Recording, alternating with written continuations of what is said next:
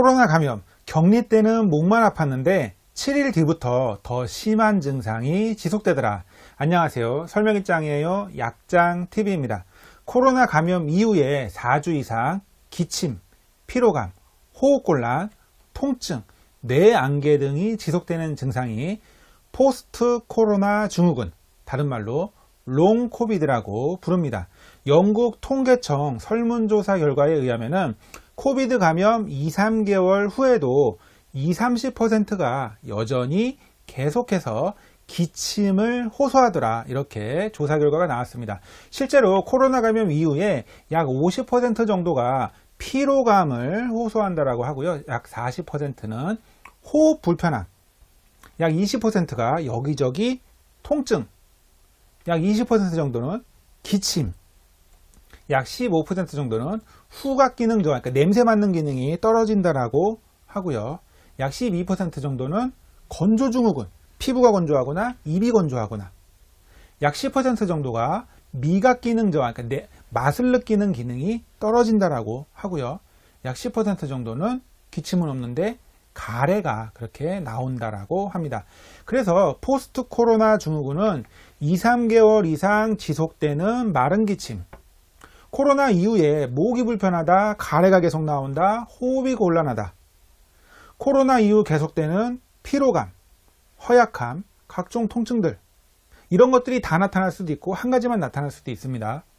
코로나 이후에 뇌안개, 머리가 안개 낀 것 마냥 띵하다, 불안, 우울, 수면장애, 코로나 이후에 소화불량 등 위장 불편이 나타나 가지고 병원에 갔다가 이렇게 약국에 오시는 분들이 약을 조제하러 오시는 분들이 그렇게 많습니다.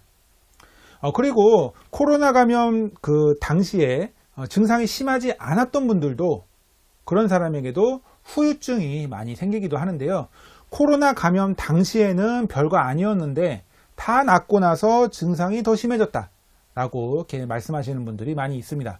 그럼 이 포스트 코로나 증후군의 원인이 무엇이냐? 원인은 크게 두 가지로 정리를 하면요. 코로나 바이러스가 신경세포를 손상시켜 놨고, 면역 반응의 일종인 사이토카인 과다로 인해서 몸에 염증이 증가했기 때문에 이렇게 후유증이 생긴다라고 연구가 되고 있습니다. 코로나 바이러스가 우리 몸에 들어와서 우리 몸의 신경세포에 들어와서 신경세포를 얘가 바꿔놓습니다. 더 민감하게 과잉으로 바꿔놓으면서 어떤 신경세포를 손상시켜 놨기 때문에, 그러니까 코로나 바이러스가 우리 몸에 들어와서 일주일이나 2주 후에 코로나 바이러스는 다 치료가 됐지만, 우리 몸에 더 이상 코로나 바이러스는 없지만, 그렇지만 그 후유증으로 신경세포가 손상되어 있고 과민해졌기 때문에, 그래서 기침 감각이 더 예민하게, 기침이, 그러니까 기침 그 자극이 없는데도 불구하고 더 기침이 나오는 그런 증상이 나타나기도 하고, 가래가 증가하거나 목이 불편하거나 통증이 생기거나 피로감, 뇌안개 등이 이렇게 더 생기기도 하는데, 이게 언제까지 생기냐면은 신경세포가 정상적으로 회복이 될 때까지, 뭐 사람에 따라 다르지만 보통 수개월 정도 이런 증상이, 후유증이 생긴다라고 합니다. 그리고 또 한 가지 만성염증이 생기기도 하는데, 면역 반응 과잉으로 사이토카인 폭풍이라는 게 생겨가지고 각종 조직이 손상이 되기 때문에, 그래서 가래 분비 점막세포가 손상이 돼서 가래가 더 많이 나오고, 관절 염증이 이제 많이 생겨가지고 관절 통증이 막 생기고, 각종 세포들이 손상되면서 피로감이 많이 몸에서 나타나고, 이런 후유증이 생긴다고 합니다. 그래서 관리 및 해결 방법이 어떻게 되냐면은, 일단 병원의 진료를 받으시는 게 좋습니다. 병원 진료를 받고 불편한 증상을 경감시켜주는 그런 약을 처방받아서 조제하시면 되고요. 신경세포 등을 회복시켜주는 어떤 영양요법, 이런 것들도 도움이 되고요. 만성염증을 줄여주는 어떤 식사습관, 운동, 그리고 영양제, 뭐 이런 것들이 도움이 됩니다. 일단은 가까운 동네 병원의 진료를 받으시고 약국에 오시게 되면 호흡곤란 같은 경우에는 뭐 산소치료도 하고 호흡 교육 같은 것을 받게 되는데, 호흡 교육은 숨을 크게 들여 마시고 내뱉을 때 그냥 내뱉지 말고 입술을 오므려서, 입술을 이렇게 입술을 오므리면서 내뱉으면은 이게 호흡을 하는데 필요한 근육들이 더 튼튼해지기 때문에 도움이 된다고 하고요. 만성 기침에는 기침약, 기관지약, 수분 보충을 많이 해주시면 좋습니다. 물을 많이 드시게 되면은 그 점막세포가 민감해진 점막세포가 건조하면 더 기침이 나기 때문에 수분이 많이 들어오게 되면은 기침을 훨씬 적게 덜 한다라고 하고요. 수면 장애가 있는 경우에는 수면 위생교육, 수면 호르몬인 멜라토닌을 드시면 좋고, 또 수면제를 처방받아서 드실 수도 있고요. 만성 통증에는 통증약, 우울 불안에는 우울증약, 그리고 집중곤란, 뇌한계, 인지장애에 신경 회복을 회복시켜주는 데 도움이 되는 비타민 B12, 비타민 D, 각종 고함량 비타민들을 드시면 도움이 되고요. 각성제 같은 거 필요에 따라서 드시고, 뇌기능 개선제, 이런 영양제를 드시면 도움이 될 수 있습니다. 혈전, 색전, 신장기능 이상, 만성 두통, 신경쇠약, 거동불편, 만성 피로, 이런 것들이 후유증으로 나타날 수가 있는데, 그에 적합한 약을 처방받으시고, 신장기능 이상, 자율신경장애, 후각상실, 혈당조절 이상, 간기능 이상, 이런 것들이 후유증으로 나타날 수도 있는데 병원 의사한테 처방을 받으시면 도움이 됩니다. 그리고 신경세포 등을 회복시켜주는 이런 영양요법을 해주시면 좋은데, 비타민 B12, 이게 신경을 회복시켜주는 그런 비타민이거든요. B12, B6, 그리고 엽산 같은 이런 영양제가 많이 들어가 있는 고함량 비타민 비군제제들, 그런 것들을 드시면 되고, 아니면은 신선한 채소를 많이 드시면은 음식에 이런 것들이 많이 들어가 있습니다. 신선한 채소를 많이 드시면 신경 회복에 도움이 되고요. 자양강장 영양제 같은 거, 로얄제리, 경옥고, 태반, 이런 것들이 병증 회복, 자양강장에 도움이 많이 되기 때문에 회복을 많이 도와주는데 도움이 될 수가 있고, 만성염증을 줄여주는 영양요법도 있는데, 항산화 영양제, 특히 비타민C 1000mg을 따로 드시고, 그리고 비타민 E, 셀레늄, 아연이 들어가 있는 종합영양제를 같이 드시면은 염증을 줄여주는 데 도움이 될 수 있습니다. 그리고 파이토케미컬이라고 해서 신선한 채소에 많이 들어가 있습니다. 신선한 채소에 많이 들어가 있는데, 이런 플라보노이드 성분들이 많이 들어가 있는 그런 영양제도 좋고, 신선한 채소 음식도 좋습니다.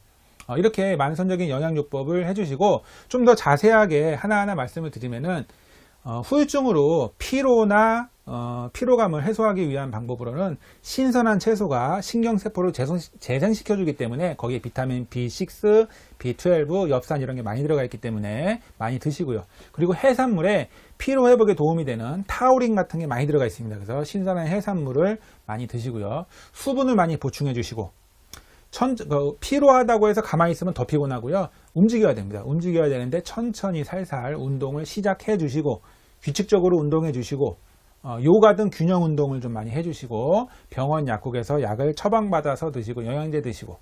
자, 뇌안개 같은 경우에는 어떻게 개선을 할 수 있냐면, 뇌안개도 마찬가지로 신경을 회복시켜주기 위해서 신선한 채소, 해산물들, 이런 건강 식단을 많이 드시고, 수분 보충, 육체적인 운동을 해야지 머리에도 피가 잘 돌아가기 때문에 운동해 주셔야 됩니다. 그리고 명상운동, 릴렉스, 마음 안정, 이런 거 운동을 해주시고, 사회적인 활동, 이런 거 많이 해주시고, 뇌운동, 머리를 많이 쓰는 뇌운동, 그리고 병원 약국에서 관련된 약을 처방받으셔도 되고, 머리 영양제 같은 거 드셔도 좋습니다. 그리고 이제 수면 장애가 후유증으로 왔을 경우에는 움직이지 않으면 잠이 더 안 오기 때문에 낮에 움직여야 됩니다. 낮에 움직이려면은 관절이나 근육에 이상이 있는 경우에는 관절 근육을 잘 치료해 주시고, 육체적인 활동을 해 주시고, 신선한 채소, 신선한 재료를 이런 좋은 음식을 많이 드시게 되고, 명상운동, 수면보조 건강기능식품, 수면유도제 일반의약품, 그 다음에 처방약 수면제, 그리고 수면 호르몬인 멜라토닌 복용, 이런 것들도 도움이 됩니다. 그리고 근육통, 관절통, 두통, 이런 거에는 이제 관절통이 있는 경우에는 관절 재활 운동, 이런 거 많이 해주시고, 요가 등의 릴렉스 운동, 관절 영양제, 관절 일반약, 두통 일반약, 진통제, 온열 치료, 처방약, 이렇게 약을 드시면 좋고요. 호흡곤란 같은 경우에는 호흡운동, 입술을 오므리고 내뱉는 호흡운동, 호흡 기계를 병원에서 어떤 기계로 사용할 수도 있고요. 걷기 운동 같은 활동적인 운동, 금연해 주셔야지 좋고요. 병원에서 흡입하는 거 처방받으실 수도 있고요. 산소 치료를 할 수도 있고, 폐기능 회복 그 처방약을 병원에서 처방해 줄 수도 있고, 폐기능에 좋은 한약제제 같은 것들도 많이 도움이 된다고 합니다. 불안, 우울이 후유증으로 왔을 경우에는 신경안정 보조제 섭취해 주셔도 좋고요. 요가 등의 릴렉스 운동, 활동적인 운동, 그리고 사회활동을 많이 해주시면 좋습니다.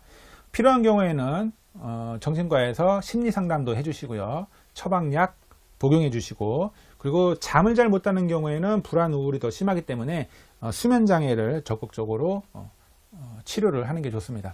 그리고 위장관 문제 같은 경우에는 자극이 별로 없는 건강식단, 위건강식품들, 일반의약품, 위장약들, 요가 등의 릴렉스 운동, 그리고 처방약, 처방 위장약을 드시면 도움이 됩니다. 이상으로 코로나 후유증 원인과 관리법에 대해서 알아보았습니다. 내용이 마음에 드시면 구독과 좋아요를 눌러주시고요. 알람 설정도 해주시면 감사하겠습니다. 다음에 더 좋은 영상으로 찾아뵙겠습니다. 시청해 주셔서 감사합니다.